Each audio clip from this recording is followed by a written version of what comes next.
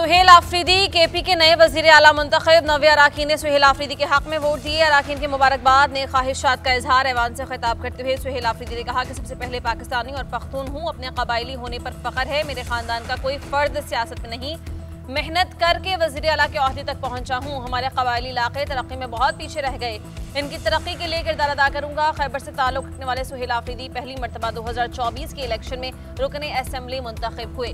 अली अमीन गंडापुर की हुकूमत में वजीर आला के मुआवन खुसूसी कम्युनिकेशन एंड वर्क्स थे। सूबाई काबीना में तब्दीली के बाद सुहेल आफरीदी को वजीर बराए हायर एजुकेशन बनाया गया।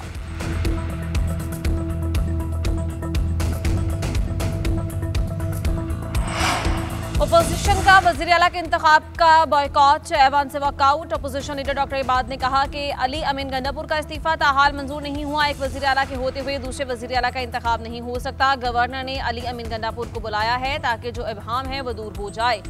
हमारे दोस्तों को इतनी क्या जल्दी थी, इनके पास नंबर्स पूरे थे तो क्यों इस मामले को मुतनाज़ बनाया। ये अमल गैर कानूनी है, हम इस गैर कानूनी अमल का हिस्सा नहीं बने।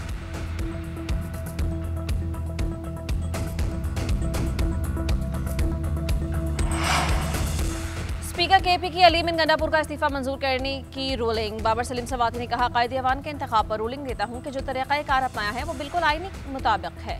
बहैसियत स्पीकर समझता हूँ कि अली अमीन गंडापुर अपने मनसब से मुस्ताफी हो चुके हैं। अली अमीन गंडापुर ने दोबारा इस्तीफा गवर्नर को भेजा और आज ऐवान ने भी इस्तीफे का ऐलान किया। चंद लोगों की ख्वाहिश है कि सुहेल आफरीदी वज़ीर आला ना बने। आइन लोगों की ख्वाहिशात पर नहीं चल सकता, आइन के मुताबिक चलेंगे।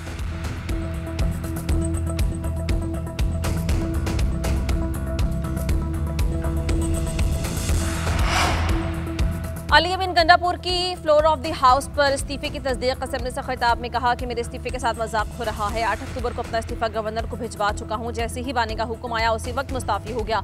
मेरे लिए एक वक्त आया कि कुर्सी बड़ी है या पार्टी लीडर का हुक्म। मैंने बानी पीटीआई के हुक्म के मुताबिक कुर्सी छोड़ दी। बानी के साथ मिलकर आइन और कानून की जंग लड़ेंगे। सूबे में इस वक्त सबसे बड़ा चैलेंज दहशतगर्दी है। मसले का हल है कि बानी पीटीआई को रिहा किया जाए। सुहेल आफरीदी को खुशामदीद और मुबारकबाद पेश करता हूँ। 19 माह में जो किया उसका मवाजना दीगर सूबों की कारकर्दगी के साथ कर सकते हैं।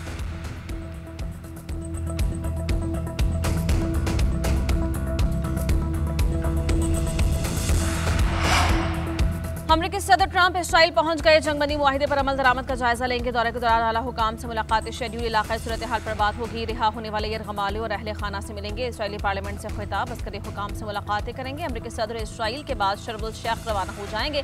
गजा अमन समिट में शिरकत करेंगे। हमास और इसराइल के दरमियान मुआहिदे को हाथ में शक्ल दी जाएगी। रवानगी से कबल गुफ्तगू करते हुए कहा, गजा में जंग खत्म हो गई, जंगबंदी बरकरार रहेगी। गजा के लिए बोर्ड ऑफ पीस जल्द कायम किया जाएगा। इसराइली वज़ीर आज़म ने बहुत अच्छा काम किया, कतर को क्रेडिट मिलना चाहिए।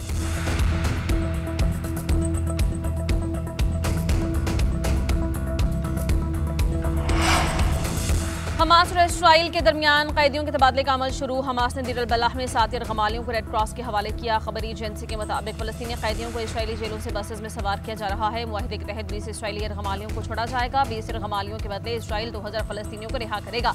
अल-क़स्साम ब्रिगेड ने 20 जिंदा इसराइली यरगमालियों की फहरिस्त जारी कर दी। खान यूनिस में लोग जमा होने लगे।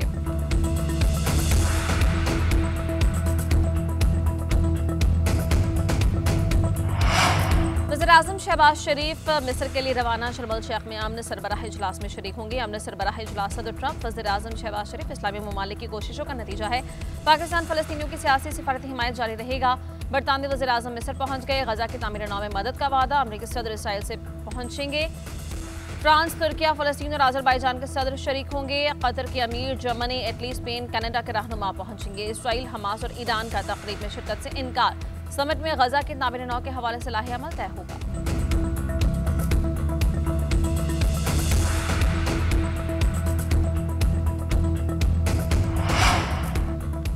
आईनी बेंच में 26वीं तरमीम के खिलाफ दरखास्तों पर समाअत। आबिद जुबैरी के दलाइल जारी। जस्टिस जमाल मंदोखिल ने रिमार्क्स दिए कि अगर 26वीं तरमीम ना होती तो chief justice Yahya Afridi chief justice ना बन सकते। आप कहते हैं कि हम बेनिफिशरी हैं, हम कैसे बैठ सकते हैं? हम सुप्रीम कोर्ट के जजेस हैं, बतौर रुकन आईनी बेंच यहाँ बैठे हैं।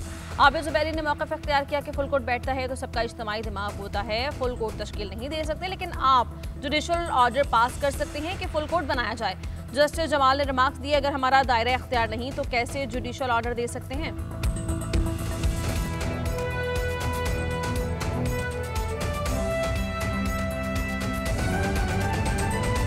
IMF ने पेट्रोलियम मसनूआत पर सेल्स टैक्स छूट की मुस्तरद कर दिया है। 6 अरब डॉलर के रिफाइनरी अपग्रेड मंसूबे खतरे में पड़ गए हैं। ज़राए का बताना है कि हुकूमत ने ब्राउन फील्ड रिफाइनरी पॉलिसी 2023 पर नजरसानी का फैसला भी कर लिया है। तफसीलात क्या है यासिर अयाज से जानते हैं। यासिर बताइए इस बारे मजीद किन तजावीज़ पर गौर किया जा रहा है? हाँ जी, देखिए IMF ने पेट्रोलियम मसनूआत पर सेल्स टैक्स छूट की हुकूमती तजावीज़ जो है वो मुस्तरद कर दी हैं। ज़राए के मुताबिक 6 अरब डॉलर के रिफाइनरी अपग्रेड मंसूबे खतरे में जो है वो पड़ गए हैं और हुकूमत ने ब्राउन फील्ड रिफाइनरी पॉलिसी 2023 पर नजरसानी का जो है वो फैसला भी कर लिया है। ज़राए का ये भी बताना है कि पेट्रोलियम डिवीजन नई पॉलिसी समरी तैयार करके काबीना कमेटी तवानाई को जो है वो भिजवाएगा और नई पॉलिसी में मशीनरी और प्लांट्स की दरामद पर सेल्स टैक्स छूट शामिल होने का जो है वो इम्कानात जाहिर किए जा रहे हैं। हुकूमत अपग्रेडेशन मंसूबे बहाल करने और रिफाइनिंग सेक्टर को मुस्तहकम करने की कोशिशों में भी जो है वो मसरूफ अमल दिखाई दे रही है। रिफाइनरियों की मालियती मॉडल्स के तहफ़्फ़ुज़ के लिए जो इक़दाम ज़ेर गौर हैं और सूद समेत फंड 1 से 1.6 अरब डॉलर तक जो है वो पहुंच सकता है। ज़राए का ये भी बताना है कि GST छूट से रिफाइनरियों के लिए अब इनपुट जो है वो टैक्स एडजस्टमेंट जो है वो मुमकिन नहीं रहा है और अब तक सिर्फ पाकिस्तान ने रिफाइनरी लिमिटेड ने एक्सट्रेडिशन एग्रीमेंट पर जो है वो दस्तखत किए हैं। जी शुक्रिया बता रहे थे।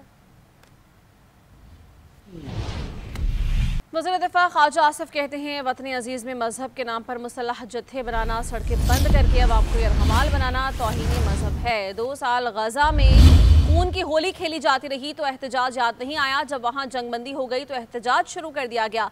एक्स पैगाम में उन्होंने कहा कि वक्त आ गया है कि हमारे मुआशरे को यरगमाल बनाना, मजहब के नाम पर तशद्दुद का सबक पढ़ाना बंद हो जाना चाहिए। नफरतें और तक़सीम खत्म करें, दुनिया और आखिरत संवारें।